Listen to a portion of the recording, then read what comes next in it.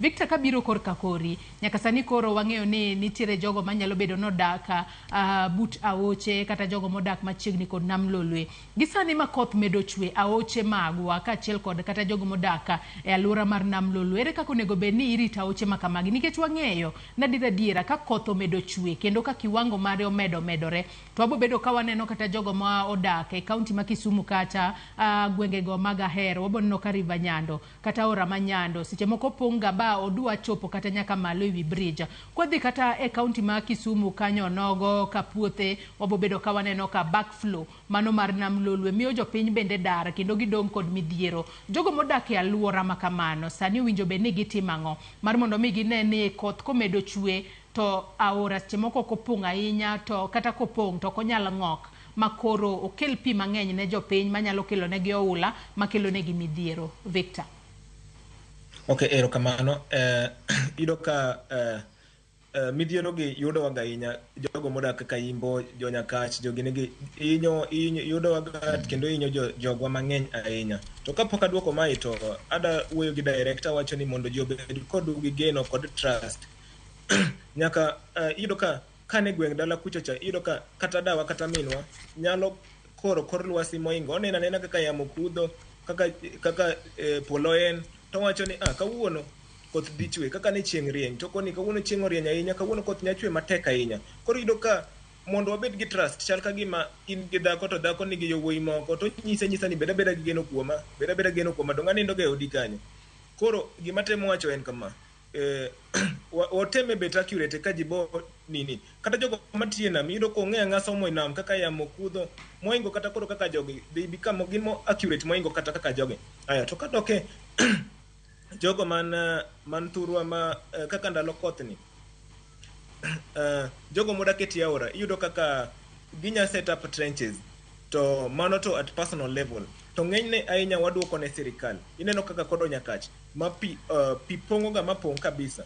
Sirikal nya bet gi plan should be for the next 50 years igni 50 mabiro inyalo tim nang'o daraja ni ulalo ni onego beni kadho malo kabisa kosetimo nang'o kose namni emimedo kuny mondo kata pi obiro marom nade to yudo kaka o contain pini inya kuny kata kaka aora man Nyakach ni inya med kunye kabisa makata ka pi obiro matek manade tiyudo ka onya contain pini. Koro mana achiel kuom gi yien bo nego wapidhe e gwenge wasani onego wati gi pini maber kabisa koth machwe mang'eny ni to tapping rain water ji onego bed tenge ang'o ginigo to watap go pini maber kabisa. Moro kendo oula moko ma idala gi iyudo kata ka nitie yien moro iluongo ni osiaga nitie yiende moko mag nyaluo manyachon be makopidh to duoko teko mar oula piny. Iyudo ka gi stop soil erosion to giduoko teko mar oula piny. Kata puodho iyudo ka puothe moko ji opuro to oula dwa baro gi ndasi.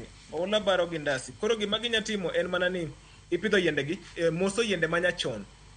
Yore wa moko mag lo mane gwenge ka county government onego bed ni support kidienje gik moko ka ilagi.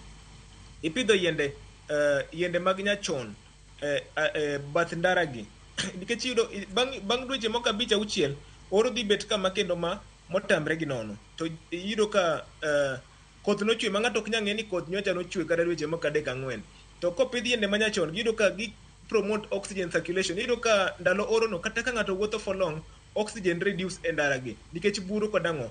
Koro county government onego bi o support to grube nitie mag vijende ma obiro mag climate change kaka anan gi grubo miluongo ni We Forest International onego beni wabedo supported gi support grube gi to gi kaka jogo modak e tie nam wa puonjo jogo mane e gwengego ka gine ma kama timre to watimo nade wawuoyo gi chife wapimbo gi nikech ng'ato kaka an aseyudo training moromo gimoro ka ilano to nitie vijende mang'eny ma nigi lony man gi gigo te manyalo dhi to wuoyo gi jogi pimo negi wacho negi ni wanya timo kama mok en siasa lakini iye shida to pod dok ne sirikal. Onego beni wachope kaka Kenya onego beni wachope okang' makoro kata ka koth ochwe en gima kawaida ok ni wan wared ni waywa moro watna moro kata japinja moro ok ochuno kata no bed watni ng'ata miwinjo en lit kabisa makwako ji kiwinjo ni pi onego ng'ato to pini iyudo ka okelo ga nyaka tuoche magalagala kabisa tuoche ma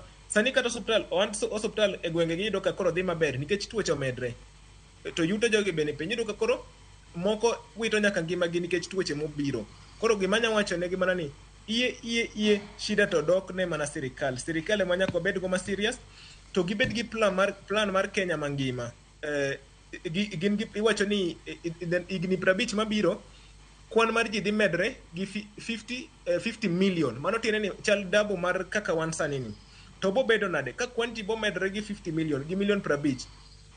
Sirikal onego bed ni biro gi plan kata manya sustain ji higni 100 mabiro. Tiende ni kata ji omedre machal nade, water system is okay, drainage system, gigo magolo minyaga ginigo ni sawa, gimoro amora nitie sawa, makata koth chwe marom nade to bedo kaka chon ne nitie matogona mbaka kodho uru manopong'o nam Lolwe, Lake Victoria chon. Awinjo ni chon nok nopong' kaka nopong' ni, to kodho uru manochwe 1963-64 ka iyudo ka joka to ne onge jogo makoro lwasi, jodongo go nanena chon, to ka gineno kaka timre to gi advice ji to ginyiso ji mondo sudi, kendo ji ne sudo to ji ne winjo. To sani ka jogo makoro lwasi wacho ni kama gini kendo deko, iyudo ka koro patience ya onge, koro ikoni joga to kata ka wuoyo to ok timre ga, koro onge tiende kata iamini gi.